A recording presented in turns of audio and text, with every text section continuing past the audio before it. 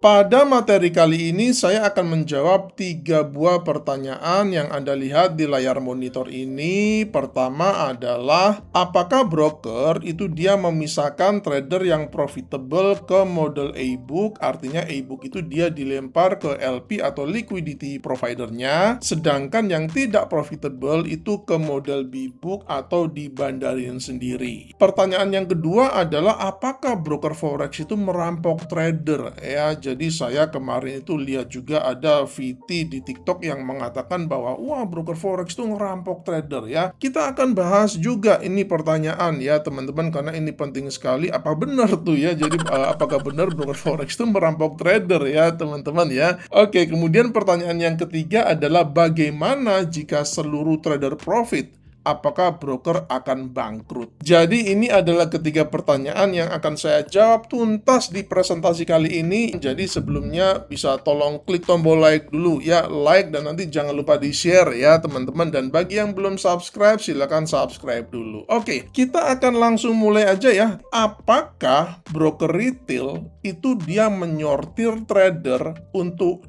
e-book dan b-book ya? Jadi ini adalah penjelasan tentang risk-based routing dalam model hybrid broker. Karena sekarang broker itu semuanya hybrid, jadi dia mencampur antara e-book dan b-book ya. Kita akan bahas tuntas nih ya. Oke, kita lanjut tentang ruang lingkup. Ruang lingkup dalam materi kali ini itu adalah broker asing atau broker internasional. Kemudian yang kedua itu adalah broker-broker yang well regulated atau yang berasal dari negara-negara maju seperti Amerika Serikat, UK, Aussie, Eropa, Jepang, dan lain sebagainya. Kemudian juga mencakup broker-broker offshore, yaitu yang regulasinya itu di Vanuatu, Seychelles, British Virgin Island, dan juga Belize ya. Ini adalah negara-negara lepas pantai yang regulasinya itu longgar. Jadi kalau dibandingkan dengan regulasi yang well regulated yang dari negara-negara maju seperti misalkan NFA, FCA, ASIC, SciSec, dan lain sebagainya, regulasi offshore ini regulasi yang longgar. Kemudian yang terakhir itu yang unregulated, itu saya tidak masukkan dalam ruang lingkup pembahasan di materi kali ini karena unregulated itu broker-broker gelap, jadi saya tidak masukkan memang di materi kali ini karena gelap. Ya, kita nggak tahu apa-apa tentang mereka. Jadi sekali lagi, broker-broker yang unregulated itu saya tidak masukkan dalam cakupan pembahasan kali ini. Kemudian broker lokal, yaitu broker yang berdasarkan regulasi Bapepti, itu saya juga tidak masukkan dalam ruang lingkup pembahasan ini. Kenapa? Karena broker lokal itu dia tidak boleh menjadi bandar atau market maker berdasarkan regulasi. Sekali lagi, berdasarkan regulasi. Kemudian broker lokal itu dia hanya bertindak sebagai perantara, makelar, atau penjual saja. Jadi dia lebih mirip ke model e-book. Jadi karena tidak ada kemungkinan, sekali lagi secara regulasi, broker lokal itu menjadi broker b-book, maka broker lokal dalam presentasi saya kali ini tidak saya masukkan atau tidak menjadi objek pembahasan. Mau jadi trader jago? Trading aja di aplikasi Quick Pro by Forex IMF. Link pendaftaran di kolom deskripsi.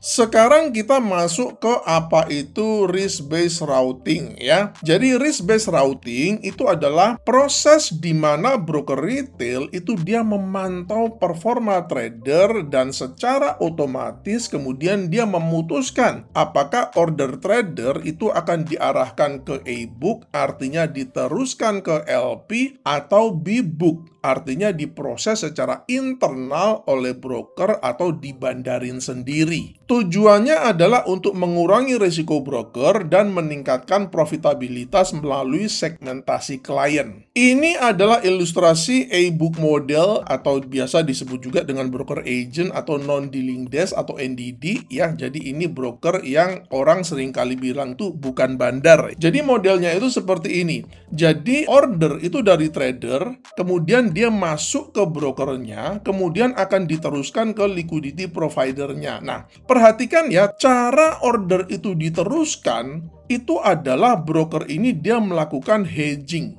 Jadi misalkan trader A ini dia buy gold 1 lot misalkan. Kemudian brokernya ini juga dia melakukan hal yang sama, yaitu dia buy gold juga ke liquidity providernya.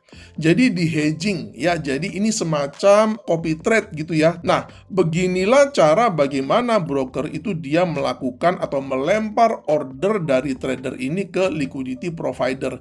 Ini yang disebut dengan A-book, artinya apa? Resiko broker itu ditransfer ke liquidity providernya ya. Jadi dalam hal ini broker tidak punya resiko apa-apa karena dia hanya sekedar melakukan hedging atau copy trade ke liquidity providernya aja. Dan yang perlu diingat adalah bahwa transaksi trader ke broker dan transaksi broker ke LP ini adalah dua transaksi yang berbeda. Jadi trader itu dia hubungan bisnisnya itu dia 100% itu sama brokernya. Jadi tidak ada hubungan sama LP-nya. Hubungan LP-nya ini hanya dengan brokernya saja. Selanjutnya ini adalah ilustrasi B-book model atau yang disebut broker bandar atau broker dealing desk. Jadi dari trader order itu dia langsung masuk dan diproses secara liquidity internal di brokernya ya. Jadi ini brokernya itu takes the other side of trade. Jadi ini brokernya itu melawan tradernya. Apakah broker-broker seperti ini itu dia legal dan apakah dia berbahaya? Nah, kita akan bahas di pembahasan yang selanjutnya ya teman-teman. Nah, ini adalah ilustrasi alur routingnya. Jadi bagaimana order itu dari trader sampai dia itu ke pasar interbank. Perhatikan ya, ini adalah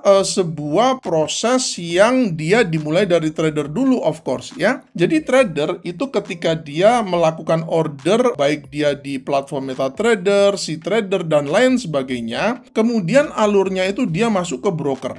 Dari broker, itu kemudian dia masuk ke apa yang namanya ini bridge. Bridge ini fungsinya macam-macam, cuman untuk pembahasan kali ini, saya akan menitik beratkan fungsi bridge itu yang sebagai risk engine. Ya, jadi ini dia akan mengatur resikonya nih. Jadi begini, risk engine atau bridge ini, mereknya ada banyak, ini ada Prime XMX Core, ada 10 Hub, ada Brokery, dan macam-macam. Dari risk engine ini atau dari bridge-nya ini, inilah yang nanti dia akan mengaturkan buat brokernya ini.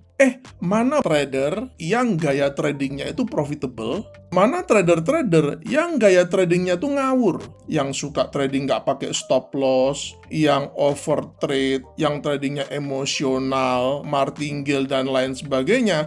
Maka risk engine inilah yang akan menganalisa secara otomatis, oh ini trader ini ngawur nih tradingnya nih ya. Nah, kalau trader itu dianalisa oleh risk engine ini dan dia tradingnya ngawur, maka dia akan dilempar ke internal LP, which is dia balik lagi ke brokernya. Artinya ini masuk yang B-book tadi itu. Kenapa dia masuk ke B-book? Karena trader-trader yang loss seperti ini, itu dia menguntungkan brokernya. Daripada dilempar ke LP-nya, mending gua sikat sendiri aja. Ini menguntungkan buat saya. Sebaliknya, ketika dianalisa di risk engine ini, di bridge-nya ini, oh ini trader A ini, dia tradingnya hati-hati. Dia profitable meskipun 1 bulan tuh paling cuma 1%, 2%, 3%.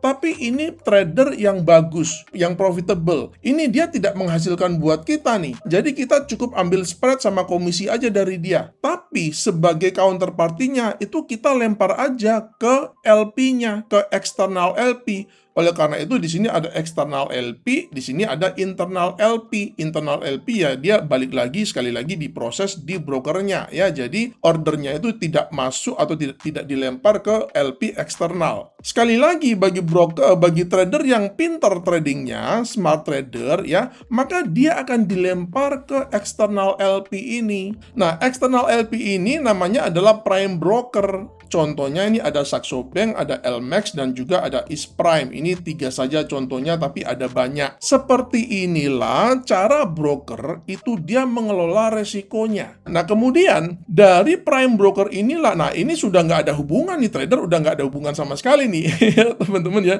Ini trader udah nggak ada hubungan sama sekali karena hubungan antara prime broker ini hanya dengan brokernya. Broker hubungan sama prime broker ini. Terus kemudian dari prime broker inilah ya, maka semua order-order yang dari banyak broker-broker retail ini dia diagregasi di sana ya pakai agregator, kemudian dari prime broker ini baru dia dimasukkan ke market interbank. Ini adalah LP tier 1, tier 1 ya teman-teman. Siapa mereka ini? Mereka adalah bank-bank besar.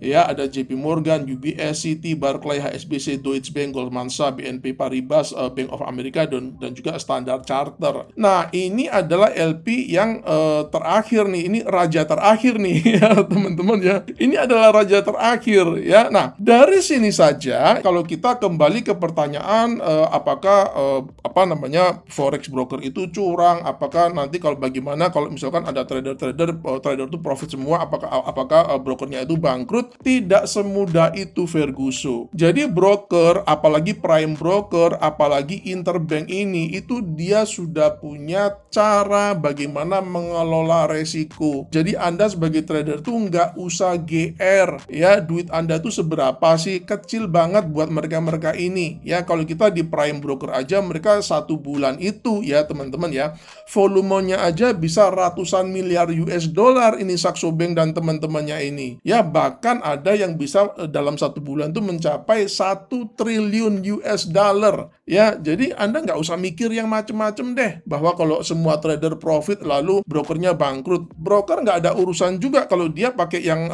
model ini ya teman-teman, tinggal dilempar aja ke LP, selesai buat dia ya. Anda mau bikin bangkrut Saxo Bank bisa. Anda mau bikin bangkrut JP Morgan dan teman-temannya ini, nggak bakalan bisa ya teman-teman. Jadi jangan khawatir bahwa broker itu akan merampok dan trader dan lain sebagainya ya teman-teman. Of course ini saya tidak bicara soal broker nakal ya. Kalau broker nakal, dia mau nakal dimanapun juga dia bisa nakal. Akan tetapi kan kita tidak bisa menjadikan satu buah kasus ada broker nakal lalu kita generalisir gitu ya. Wah, broker forex itu ngerampok. Itu kan itu kesimpulan yang sangat amat tidak bertanggung jawab ya teman-teman ya. Kemudian apakah semua ini legal? Jawabannya adalah legal ya, legal dan diawasi oleh regulator. Namun banyak broker itu memang dia tidak secara eksplisit menyebutkan praktek ini, dan memang dia tidak perlu dan tidak wajib secara eksplisit menyebutkan. Dan sebaiknya kita itu cari broker yang transparan soal model eksekusinya. Kita tiba di kesimpulan yang pertama adalah bahwa praktek menyortir trader berdasarkan performa itu sangat umum di broker hybrid. Trader yang profitable biasanya diarahkan ke A-book, artinya dilempar ke LP, sisanya itu dilempar ke B-book. Jadi trader-trader bandel itu dilempar ke B-book ya teman-teman ya. Ini adalah strategi money management resikonya broker ya, bukan manipulasi. Jadi ini bukan sebuah kecurangan. Itu dilakukan dengan otomatis melewati apa yang tadi saya sebut sebagai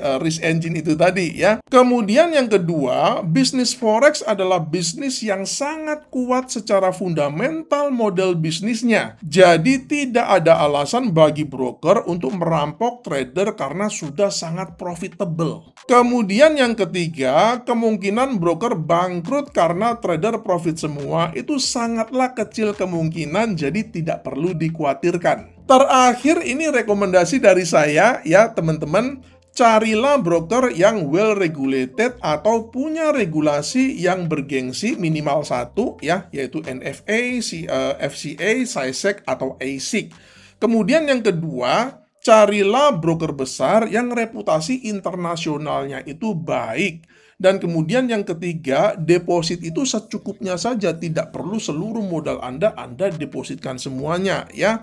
Asal cukup buat trading, kemudian kalau ada profit langsung di WD, ada profit langsung di WD ya. Dengan begitu akan jauh lebih aman. Kemudian yang terakhir, pertimbangkan menggunakan broker lokal, karena jika ada komplain itu kita tahu kita harus kemana untuk mencari solusinya. Semoga materi ini bermanfaat. Jangan lupa like dan share materi ini, dan jika Anda punya pertanyaan atau pandangan lain silakan tulis saja di kolom komentar. Sampai jumpa dan salam cuan.